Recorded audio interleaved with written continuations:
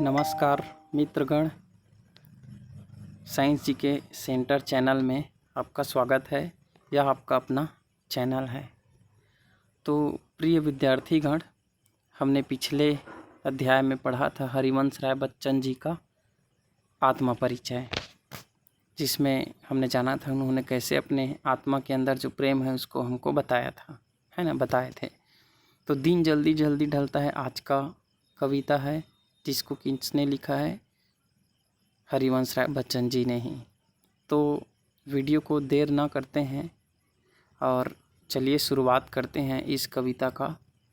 और आप एक अच्छे कविता को पढ़ने जा रहे हैं, दिन जल्दी जल्दी ढलता है। तो कविता का शुरुआत है टाइटल से कि दिन जल्दी जल्दी ढलता है। इसका अर्थ है कि जो समय है वह जल्दी बीत जाता है, तो हमें अपना जो कार्य है उसको समय रहते पूरा कर लेना चाहिए। ठीक है। तो इसका जो पहला लाइन है हो जाए न पथ में रात कहीं। तो एक पंथी है, पंथी का मतलब होता है यात्री, और यात्री रास्ता तय कर रहा है। ठीक है।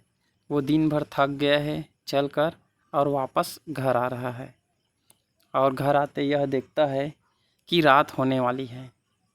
तो उसे डर है कि कहीं रात ना हो जाए, है ना, रास्ते में ही कहीं रात ना हो जाए और मैं घर ना पहुंच पाऊं, अपने प्रियजन से ना मिल पाऊं, इसका उस यात्री को डर है। मंजिल भी तो है दूर नहीं, और जो मंजिल है अर्थात यात्री का घर है वह ज़्यादा दूर नहीं है, करीब ही है। तो एक विचार यह भी आता है कि रास्ता में रात ना हो जाए रास्ते में, और घर भी तो नज़दीक है, तो क्यों ना जल्दी चला जाए। यह सोच थका दिन का पंथी भी जल्दी जल्दी चलता है, और दिन भर वह चला हुआ जिसका हाथ पैर दर्द कर रहा है यात्री पंथी, है ना, वह यह सोच कर कि घर ज़्यादा दूर नहीं है, मंजिल ज़्यादा दूर नहीं है ना, थके होने के बावजूद वह क्या करता है, जल्दी जल्दी चलता है और घर भी पहुंच जाता है ना। इसीलिए एक संदेश दिया है कविकार ने कि दिन जल्दी जल्दी ढलता है।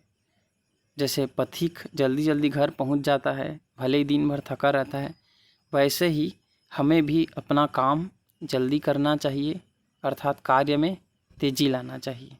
ठीक है। तो दिन जल्दी जल्दी ढलता है अर्थ है कि समय बीत रहा है और हमें अपना कार्य समय के बीतने से पहले पूर्ण कर लेना चाहिए। चलिए अगला देखते हैं। बच्चे प्रत्याशा में होंगे। तो बच्चे अर्थात चिड़िया के बच्चे की बात की जा रही है, जो आशा में होंगे। एक आशा में होंगे, प्रत्याशा मतलब प्रति आशा, अपनी माता के प्रति आशा कि माता आ रही होगी और खाना ला रही होगी, और नीडों से झांक रहे होंगे। और बच्चे नीडों से, है ना, नीडों मतलब घोंसलों से झांक रहे होंगे। यह ध्यान परों में चिड़ियों के भरता कितनी चंचलता है। तो चिड़िया यह सोच सोच कर कि उसकी जो पुत्री है या पुत्र है वह घोंसलों से झांक रहे होंगे, उसकी प्रतीक्षा कर रहे होंगे, खाना ला रहे होंगे, है ना, यह सोचकर वो चिड़िया भी जो थक जाती है दिन भर उड़ उड़ कर, वह भी अपने परों में चंचलता ले आती है। मतलब उसका जो पर है ना, जो पंख है उसमें ऊर्जा आ जाती है। फिर कहा गया है दिन जल्दी जल्दी ढलता है। तो जल्दी जल्दी समय बीत जाता है, हमें अपना काम समय पूर्व कर लेना चाहिए। फिर अगला पंक्ति में कहते हैं मुझसे मिलने कौन विकल। तो कविकार कहते हैं कि मुझसे मिलने के लिए कोई व्याकुल नहीं है। विकल मतलब व्याकुल, है ना। जैसे चिड़िया से मिलने के लिए उसके बच्चे हैं, पथिक से मिलने के लिए जो यात्री हैं उससे मिलने के लिए उसके घर वाले हैं, है ना। तो उसी प्रकार बिल्कुल जो कविकार हैं